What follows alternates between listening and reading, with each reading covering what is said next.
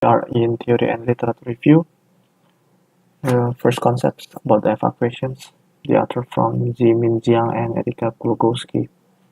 They find that sick persons walk slowly in hospital building at a ratio of 70% to 90% comparing to the healthy people, and more than one-third of the occupants are more likely to lose their idea when the emergency situations are occur.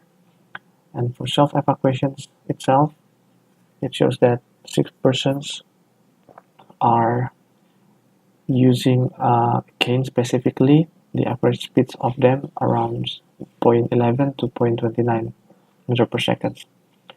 World Health Organizations distinguish between disabled and handicapped, meaning for disability, it defined as a restrictions of lack of ability to perform an activity in the manner of or within the range of considered normal for a human being, while the handicap is the advantage for a given individual that limits or prevents the fulfillment of a role that is normal. Far more about the definitions.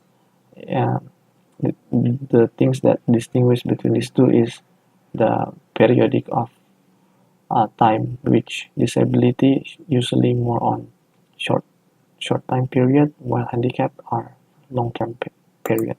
Another concept from NFPA 101 Life Safety Codes, the year of 2018 journal, it mentions about defense in place principles where most of the hospital adopt these principles. So for example, a hospital where the patients are confined to their bed, in addition to being unable to evacuate, many patients might be attached to the life-sustaining equipment such as respiratory or any defibrillator, and their removal from the building might put them in a grave danger.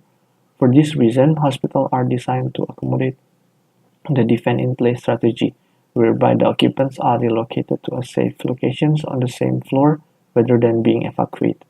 And the safe locations are created by subdividing the floor of the building into two or more smoke compartments or fire compartments, which separated by special constructed wall to limit the transfer of smoke or restricted the spread of the fire from the smoke on the other side. Arn and Chernich in 2014 developed the theory of surge equilibrium balance, where all influences of disaster are balanced at the point of where the patients manage. So according to the surge equilibrium theory, it explains that the balance or the equilibrium is reached when the response of the staff, space, and supplies to the point where the surge is being managed, as well as the transport away match the patient's need, while the patient's volume side of the equations include those who are newly arriving and those with ongoing needs, but it decreases when the patients have been transferred, managed, and discharged, or die. Thus, the equilibrium is reached when the number of newly arriving patients as well as of those with ongoing needs is being met on a steady and predictable basis by staff, space, supplies, including the transfers away from the disaster scene.